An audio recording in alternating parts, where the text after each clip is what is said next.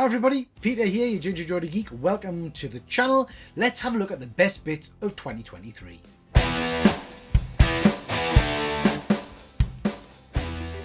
Okay, ladies and gents, before we get started, please do hit that like and subscribe button and all that jazz.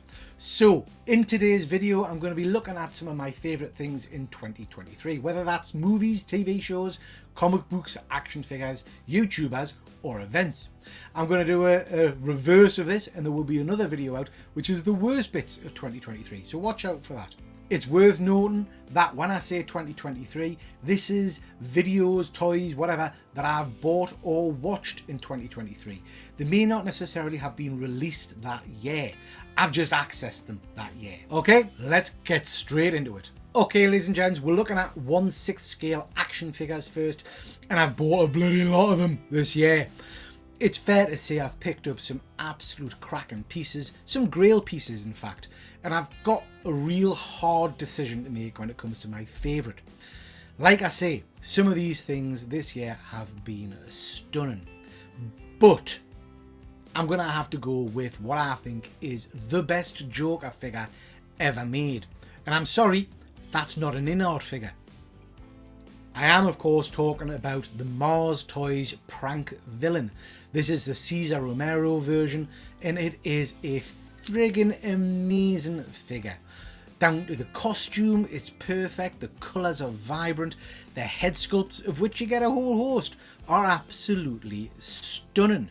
The props and accessories you get with your figure just blow me away. So yeah, an interesting choice for us this year, because I kind of assumed it would be one of the more expensive high-end figures. Like I say, one of your in-art figures are definitely a hot toy, but actually my favourite figure is from a third-party company.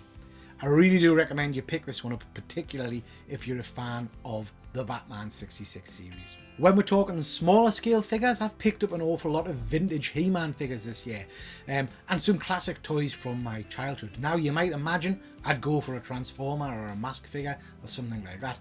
Well no, this time I'm going for probably one of my favourite line of figures, which are these bad boys, the Dungeons and Dragons original figure line. I just love everything about these. Now, articulation's crap, boxes are pretty nice, but the figure themselves are just steeped in nostalgia. So I absolutely adore this line. And it's nice that you get a dice with each figure as well. So yeah, this is probably my favourite figure of the year. I just love it. Best comic book series of the year for me, again, was a tough choice, but I have to give it to a book that hit me on an emotional level that I just wasn't anticipating or expecting. And that is Something Epic. This book is absolutely epic. See what I did there? So the artwork and the writing are first class. Simon Kradansky is a master of these art. This book hits you in the emotional feels. It's a beautiful story, and it's also pretty unique. I don't recall having read something with this kind of storyline before. So yeah, for me, this is without doubt the read of the year. Single issue of the year, so the book that really kind of knocked my socks off. Really hard choice again.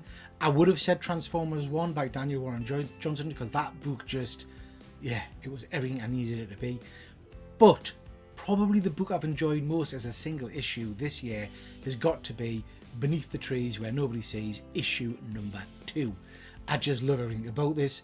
The sequencing, the horror, it's just amazing. This is a real cool series. I really do recommend people jump on this one next year. And when it comes out in trade paperback, make sure you grab it. Next, we've got graphic novel of the year. So the book that I've picked up this year and thoroughly enjoyed. And it was a bit of a surprise. It's an older book, but this is The Magic Order by Mark Miller. I absolutely flaming loved this. And I know it's an older story. I should have gotten on this a long time ago. But I became a bit obsessed with this story. It's got real emotion to it. It's got great twists and turns and some real unexpected bits. I loved it so much I've picked up all of the rest of the trade paperbacks, 4 in total I think there is. So yeah, really recommend if you've not read Magic Order, you pick this up. Best movie of the year, again, a tough choice, a lot of good movies this year. I'm going to move horror out of it. If you want to know about my favourite horror movie of the year, please do go check out One Good Scare Show This is a show where myself and James T. Keegan talk about all things horror, and we've recently done our best movie of the year, so check that out. So a surprise hit for me this year has to be The Creator.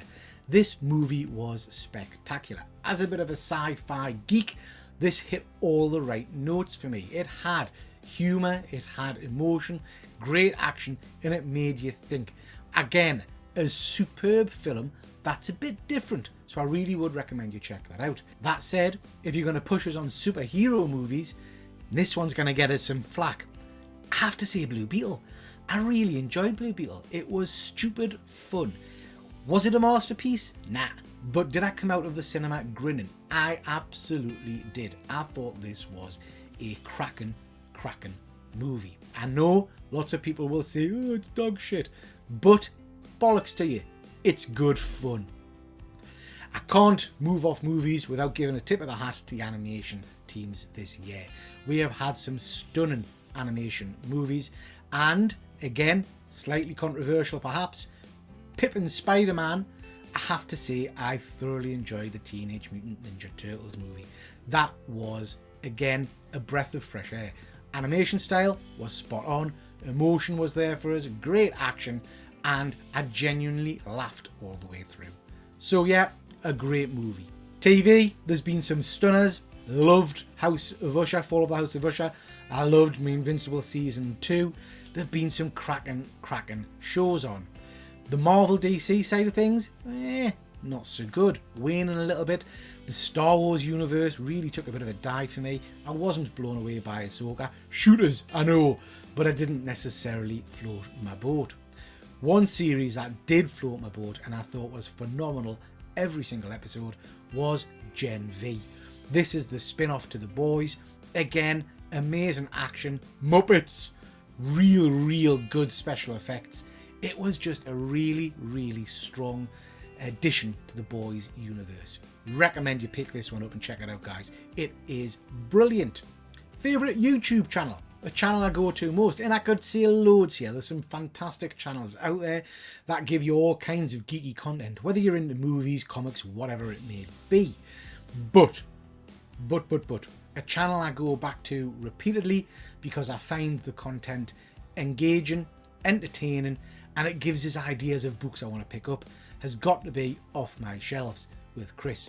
This is a channel in which you get a bit of a deep dive into what Chris is reading, and it's always interesting, it's always thought-provoking, and it always makes us spend a load of bloody money. Finally, I've done a lot of conventions and fairs this year, and some have been superb, some not so much so. My favourite this year has got to be, without a shadow of a doubt, Thought Bubble. Thought Bubble is an amazing convention in itself, but the highlight of this for me, as ever, is always meeting some fellow YouTubers, having a few drinky poos, and just having a bit of a laugh and a giggle. Okay, ladies and gents, that's my highlights of 2023. Let us know in the comments what your favourite movies, comics, books, toys, and all the rest of it are. Please don't forget, any money raised on this channel goes to mental health charities. That's your whack, and thanks for watching.